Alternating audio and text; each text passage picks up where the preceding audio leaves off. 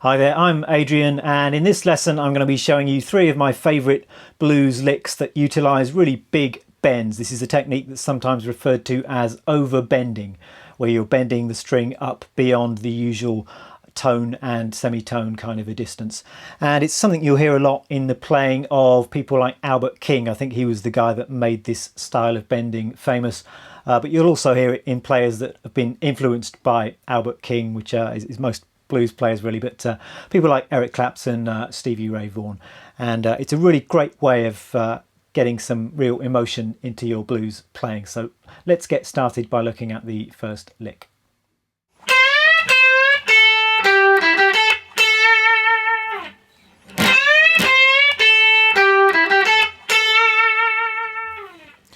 And this lick and the other two that I'm going to show you are in the key of A. I will put the music and the tab to these licks up on my website as well. I'll post a link underneath this video, and you can follow along there should you wish to do so.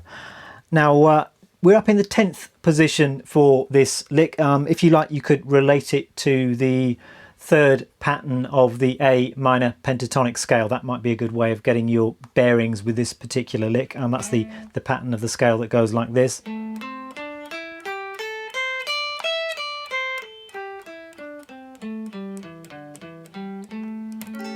But this particular lick starts with one of our big bends, an overbent note, and we're bending the 13th fret on the second string, and we're going to bend that up 3 frets. So it's a step and a half bend, or a tone and a half bend if you prefer, and that will sound something like this.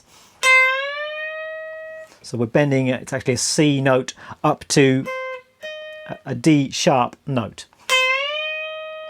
So it really is quite a big bend, and you're going to want to have good bending technique here. So I'm bending with my third finger, but I'm going to support that bend with my other 2 fingers. So I'm going to be pushing with all 3 fingers. I've also got my thumb wrapped around the top of the neck to push against and to give me a little bit of leverage. So that's the first note of the lick.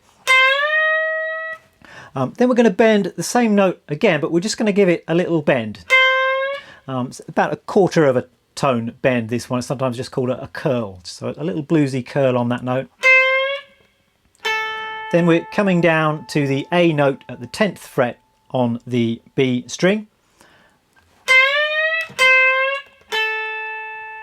Then I'm going to follow that with the 12th fret on the 3rd string, 9th fret on the 3rd string, back to the 12th fret on the 3rd string, and then finally I'm going to play the 10th fret on the 2nd string twice, and that is the entire lick. So slowly it sounds like this.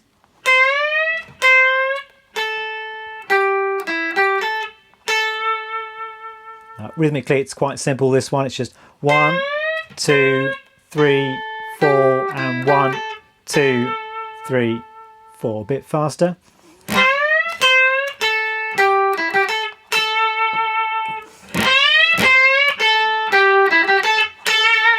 And just put a bit of vibrato on that last note. That always sounds good, I think.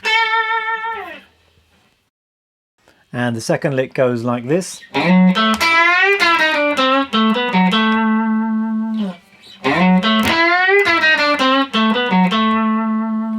And for this one, I'm in the 7th position, so I suppose you could relate it to the second pattern of the A minor pentatonic scale. That's the one that goes like this.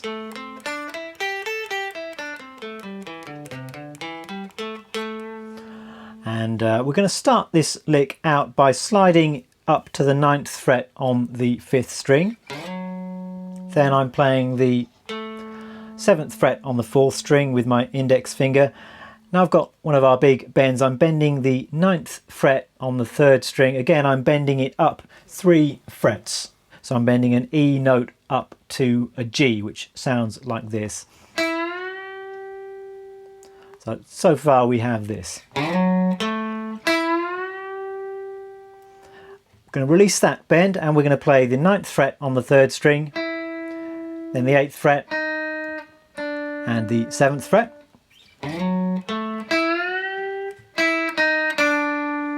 Then I'm going to play the 10th fret on the 4th string, And I'm just going to give that a little bit of a bluesy curl, so just pull that string down slightly towards the floor. Then I'm going to finish the lick off by playing the 7th fret on the 4th string, 9th fret on the 4th string, then the 9th fret on the 5th string, and last note is the 7th fret on the 4th string. So the entire thing slowly.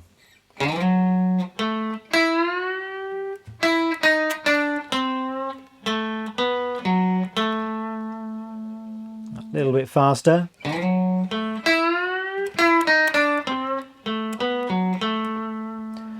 Rhythmically, I'm feeling this lick as starting on beat 4. So we've got 1, 2, 3, 4, 1, 2, 3, 4, 1, 2, 3.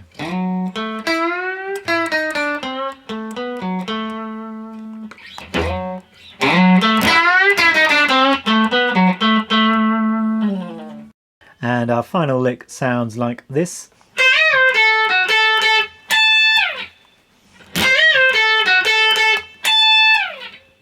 And once again for this one we're back up in the 10th position, and again we're bending this note found at the 13th fret on the 2nd string. Going to bend that up 3 frets, and this time we're releasing the bend as well in a kind of triplet rhythm. Then I'm playing the A note at the 10th fret on the 2nd string, then the 11th fret on the 3rd string, and then back to that A note 2 more times.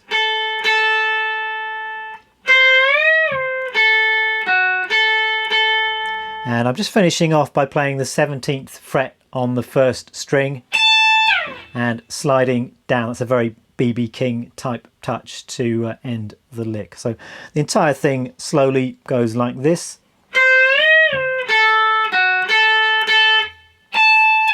Two, three, four. A little bit faster.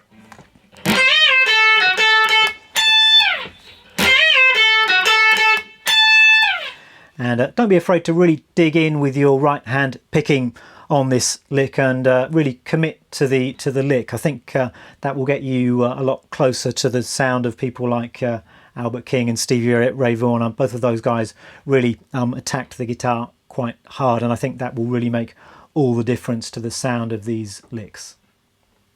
Well, that's about it for this lesson. As usual, you're going to want to work these licks into your playing. So stick on a backing track, stick on a blues record, or get a friend to jam along with, and then practice getting into and out of these licks. Maybe try them in some different keys as well, try them in some different positions on the neck. You could also try and come up with your own variations, taking these licks as your starting point. So hope you have a lot of fun with them, and I hope to see you for some more guitar lessons very soon. Bye bye.